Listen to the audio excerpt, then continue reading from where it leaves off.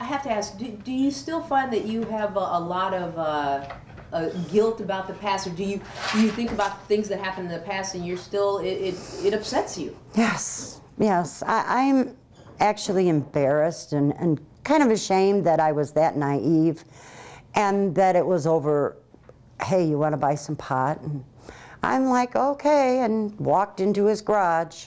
That was decades ago. Yeah, I was 20 years old, but still, that was dumb, you know, and it was, you know, I had to tell the police the truth. But you were walking in Aurora to a friend's house on, yes. on a March morning in Aurora. You see this man in a car. He says, do you want to hop in? And you regret that decision. No, he says, do you want to go to this house? No, he asked me.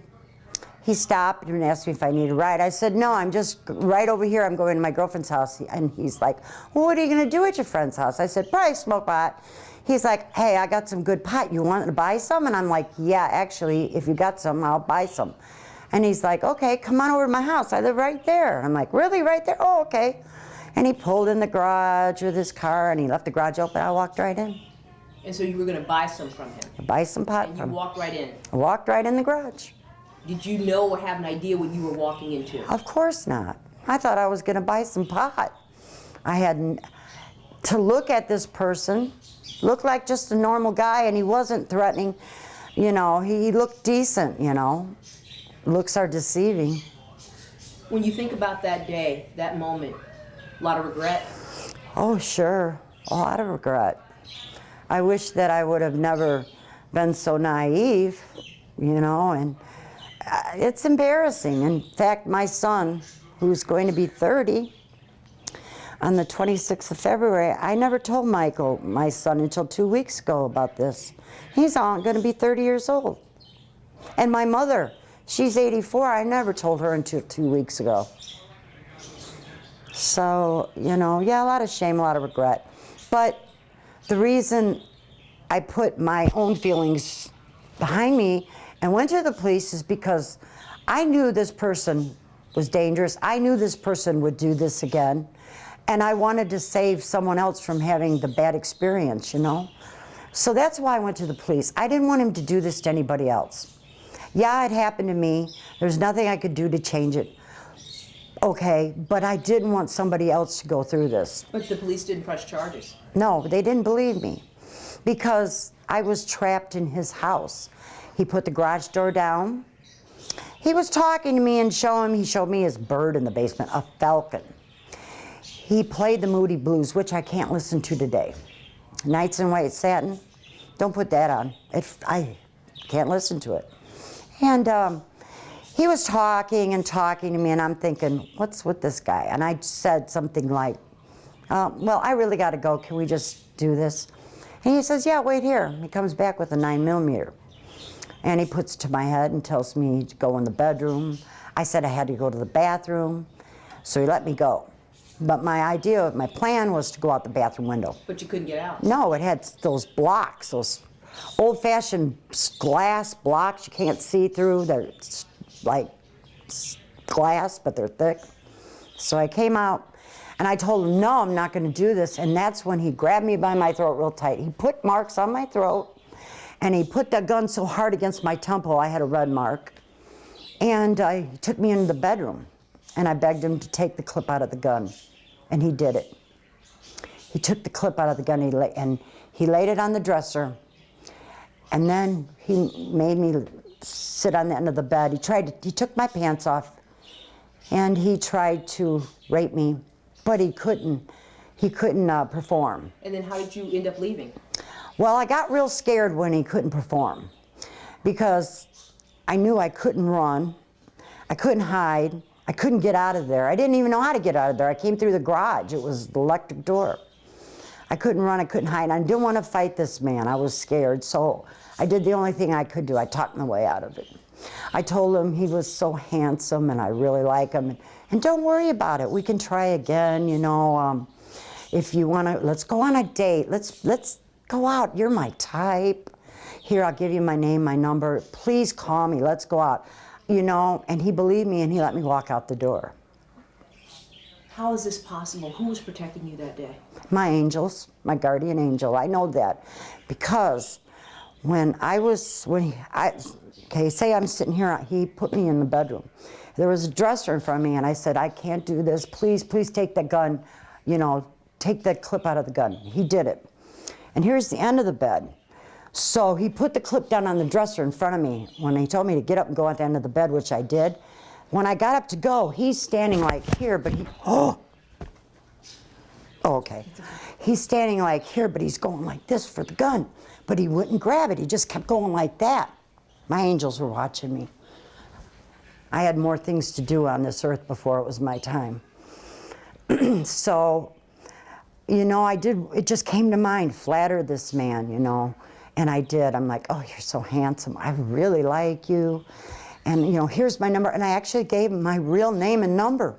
Because he told me he was going to call it. And I didn't know if he was going to do it at that moment. I didn't know. I wanted out of there. And you got out? I got out. Alive? Alive. He let me go. And I went to my girlfriend's, my best friend at the time. And she knew something was wrong, but she's like, couldn't get it out of me. I was in shock, I think. And I told her, and she's like, you got to go to the police. I'm like, no, my boyfriend would find out, and, I was so embarrassed. And, but you did go to the police, yes. And the charges not filed. Did that upset you? Yes, it was and they actually put it in the paper. I don't remember, but I'm sure they didn't put my name in. They just put a clipping that that she said she was assaulted. They didn't press charges? No. The prosecutor didn't go through with charges? No, because when they called me back to the police station after they interviewed, I'm sure him, they called me back down and they gave me this paper and they asked me, did I write this? And I said, yes, I did. And that was it. And nothing ever happened with the case? Nope. I was in California 2 years later when he stabbed himself. When he stabbed that young boy he abducted from the bowling alley. And I got a phone call. I was living in San Clemente, California, and they called me and they told me, that what happened, because I wasn't in Aurora, I wasn't following the papers, and they wanted to know information. I don't think I was very nice to them because I was very upset. Why didn't you believe me, They could have stopped this earlier. Yes. And then the young lady that was abducted from the hospital, they believe, and found her body in Oswego, her name was Deborah too, Callender. Yes, she was a victim of his too. So, but when you see this story a week ago, 2020, this man is in the news, possibly connected to all these incidents. What goes through your mind? I know that my life has meaning. I know my life has meaning, and I know that I was meant to be. I know I was meant to live. Every day is so precious. And this story is embarrassing, and yes, it happened over 40 years ago. Okay, so I was dumb and young. And it is embarrassing that I walked into a man's house to buy marijuana. But you know what I hope? I hope that if one young person, young boy or young girl, reads this story and says, look what happened to that lady, don't do it. Don't trust what you see, because what you see may not be what's behind the surface. Be very careful. Don't trust people that you don't know. Because one bad decision could end your life. I hope that this story will teach, if it saves one life, then it was worth it, what I went through. Because I can't change the past, but maybe the future will save somebody else. Don't trust people you don't know. Looks are deceiving. Yes, there are wolves in sheep's clothing for sure. So I have to ask, did you know at the time his name was Bruce Lindahl? Did you know, had you seen him around? Never. No. When the story came out? Actually, that's not true. Actually, he lived in the neighborhood that my girlfriend did, and I think that my girlfriend's boyfriend bought pot from him because the neighbors, everybody, like a few houses over there, they got high, the fruits, stuff like that, It's like, I'm sure I seen him in the neighborhood and, but, because I was always at my girlfriend's house. Did you at any time know his name is Bruce Lindahl? Oh yeah, after it happened. After it happened, you knew it was... Oh, I know. So then, when you hear the story last week and his name comes up, I mean, did police contact you? Yes, the police, Bob Garari, the Naperville or Lyle, Naperville Lyle, he's the chief, called me. I'm sitting in my family room. It was a Thursday, I believe, because Mike and my son were bowling. And I see the sheriff's department. I pick it up. I'm like, hello. I'm like, is this Annette Lazar? And I'm like, yes. I'm like, what's wrong, you know? Oh, he said he was homicide or he was the detective.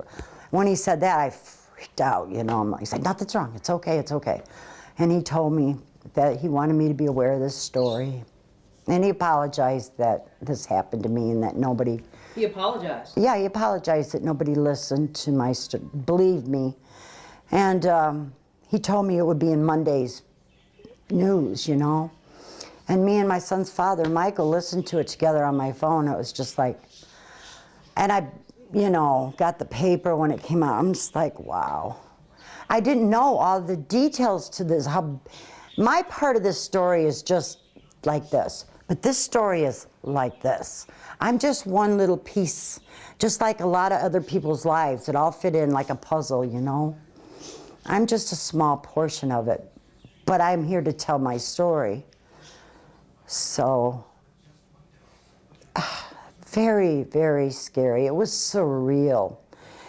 In my mind, I remember when he put that gun to my head and grabbed my throat, it was like, this is happening. How am I going to get out of this? This is happening, but it didn't feel real. It felt like I was having an out-of-body experience because I was so scared, you know. I didn't know what to do. Over the years, did you wonder what had happened to him or where this man was or what had come of him? No? So, you know, I haven't been by that house in probably 30 years. But when after I got back from California, you know, I moved out there and kind of forgot about it. Then I heard he was dead. But before I left, I would drive by his house and I wanted to like throw a rock or shoot a gun through his window. That's what I wanted to do. Of course, what you're gonna do? But that was just my angry feelings, you know, because he did that and got away with it. I was so mad, you know, and there was nothing I could do. Are you still mad now? Are you mad at the prosecutor back then? Are you mad at the authorities? No, I'm not mad. I'm at peace because I survived, but I am upset. I'm not mad because of me. It's not about me. It's about the people that lost their lives and their families. And like when you throw a stone on water and the ripple effect, it could have stopped. It could have been, you know, they could have kept their eye on him or watched him or followed him if they suspected him of anything, but they didn't. Because they didn't prosecute and go forward with your story. No, they didn't. And then that young lady from the house, Deborah Callender, they haven't said that for sure the DNA is linked to her, but they think they found her buried in a farm. Just off the record, you know, the young lady, Deborah, her sister, who lives in Arizona, I believe, she would have dreams about her sister, her dead sister, and she'd always dream about the Statue of Liberty. Her sister told somebody this that I found out in the last 2 weeks. She said the story was she would have dreams of her sister and she would see the Statue of Liberty in her dream. Well, I guess the farm they found her body on is called Liberty Farms. Wow. Stranger things have happened. When you're young, you know, you do stupid things, and then all of a sudden it's like, this guy got away with it. Well, I just had to put it in the back of my mind and go on with my life.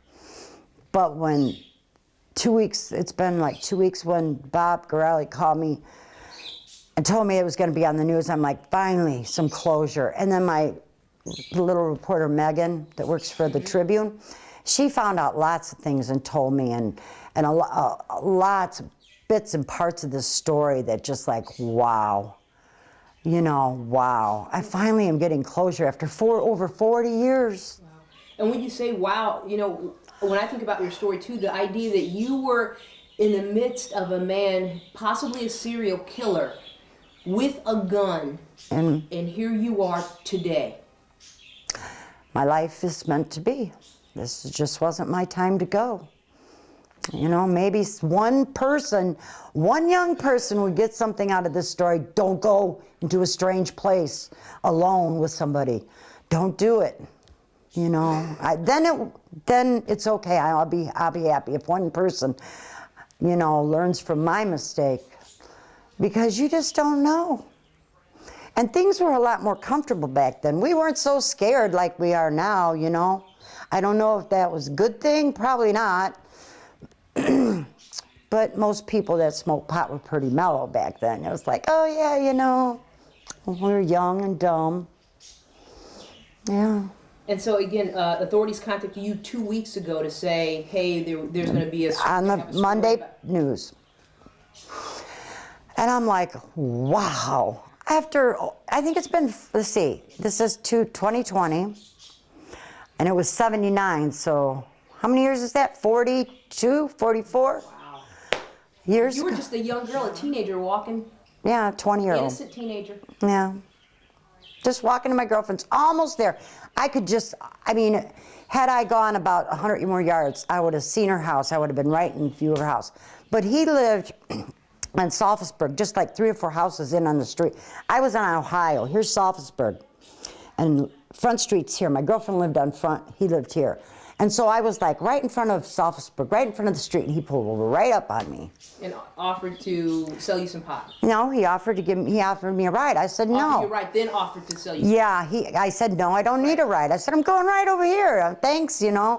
What are you going to do? I'm surprised I get high. Hey, I got some good pot. You want to buy some? He tricked me.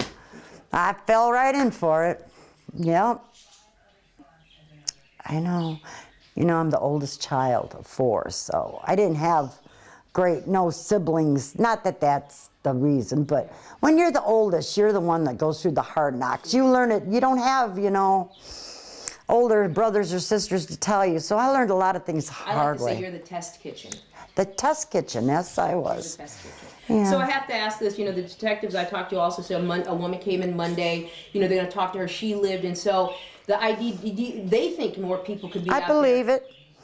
I believe there's a lot, because people that are serial killers, people that do this, there's something not right with them, and it's like an addiction of like drugs. Somebody on drugs aren't going to do it one time and say, okay, I'm not going to do it tomorrow. I don't understand it, but that's how these people think. They have to satisfy whatever that sick need is. And I believe he was doing it way before me and way after me. So there was, you know, I'm just here, and there's till he died. Was he a serial killer? Yes, he was. And he was very, Dr. Jekyll, Mr. Hyde. Dr. Jekyll, Mr. Hyde. Looked, you know, had blue eyes and clean cut. Didn't look intimidating, had a nice smile and seemed real friendly. But boy, what a monster. He wasn't kidding. He was going to hurt me. When he grabbed my throat, I knew. Yeah. And you know, I know one thing, just off the record. They would have found my DNA his DNA under my nails, and he would have been missing an eye and no hair, because I would have fought him tooth and nail. I would have fought him. He wasn't no bigger than me, you know, and I would have fought him. They would have found the DNA. They would have, because I wasn't going out like that. And you're here to talk, to share your story and help others. That's right.